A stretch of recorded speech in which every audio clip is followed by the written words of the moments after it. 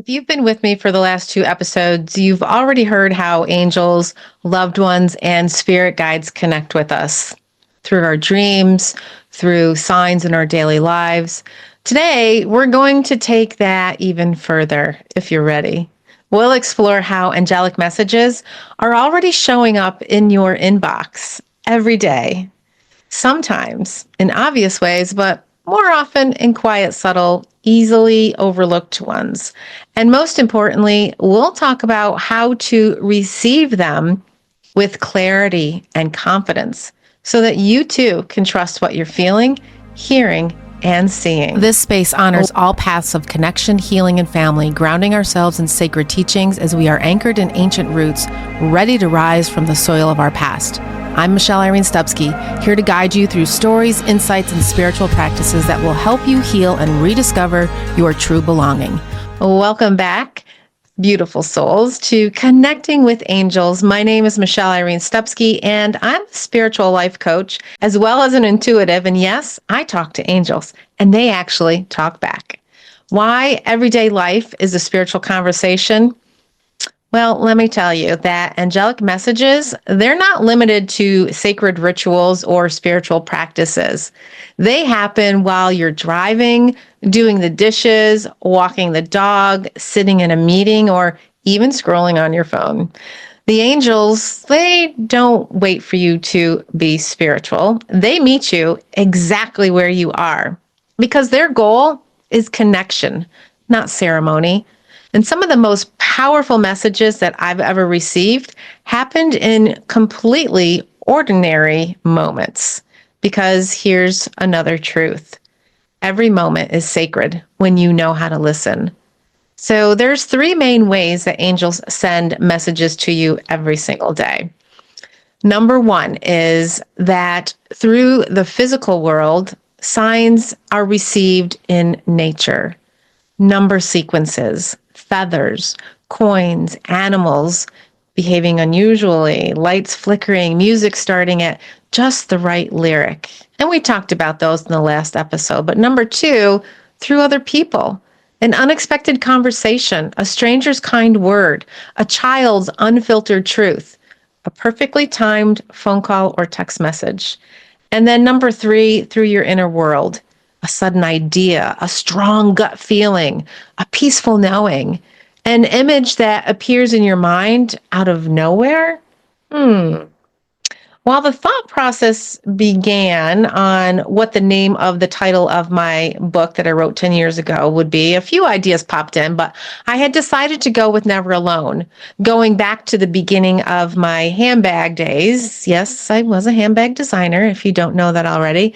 But the hang tag read, "You are never alone. Someone is always with you, watching over you." Never before had I written a book, so of course, self-doubt came into play. Is this right? Will people understand? I was on an airplane flight on my way home, and I was thinking more about the book and how to set it up, if it would make sense to people, and how to make it an easy read, and how to touch people in a special way. And if the title wasn't right, I knew it wasn't going to work. So I turned to the guidance from my angels. I need a sign that this is the right title. That's all I said. And within minutes, I heard my response. I was thumbing through a magazine, a fashion magazine, actually, and there it was in bright, bold letters, "Never Alone." Okay, that's good, guys. I got you, angels. Not bad.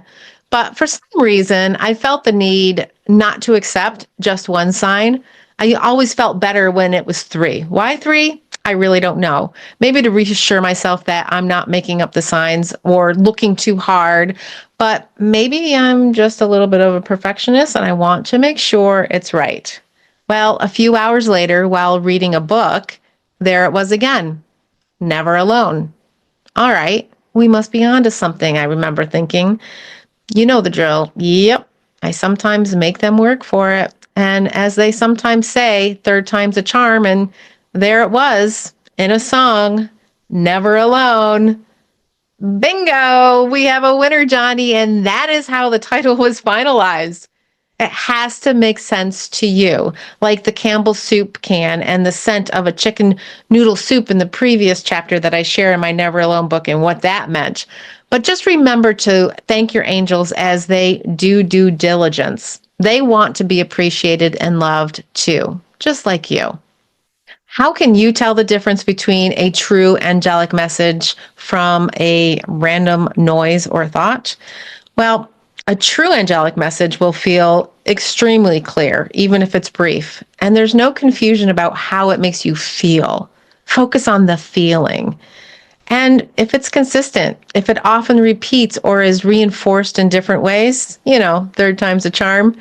And does it feel loving? The tone is always supportive, never shaming or fear-based or asking you to do something you don't want to do. And of course, there's timing. It arrives exactly when it's needed, even if you didn't know you needed it. That's why it's called divine timing. Here are some practical steps to receive messages with clarity for you to better build your relationship. Number 1, pause and acknowledge. The moment you notice a possible sign, stop and just say, thank you. This signals that you are paying attention. Number 2, ask for confirmation. It's okay. Angels are happy to repeat a message if you need the clarity. And number 3, this is a big one. Write it down. Keep an everyday angel journal to track your signs, feelings, and synchronicities because they do have their own language. And number 4, release doubt. You don't have to explain it to anybody. If it feels true to you, it is. So are you ready to build confidence in what you receive? I know I'd like to continue building that confidence. The more you notice and record your experiences, the more you'll see patterns. Those patterns, they build trust, and trust builds the confidence to follow the guidance that you're receiving, whether that's taking a leap or making a call or simply resting in the knowing that you're supported. Doesn't that feel good? My invitation still stands because I want to know, have you ever experienced receiving an angelic message in your everyday moments? I really would love to hear from you and share your story. So message me or email me to share your experience because I may share it here on the podcast or have you tell the story. Someone else needs to see the signs in their own life as well, and your story may help them to deepen their connection even more. So join me. Your angels aren't hiding. They're speaking in every moment through the ordinary, through the unexpected, and sometimes the unexplainable.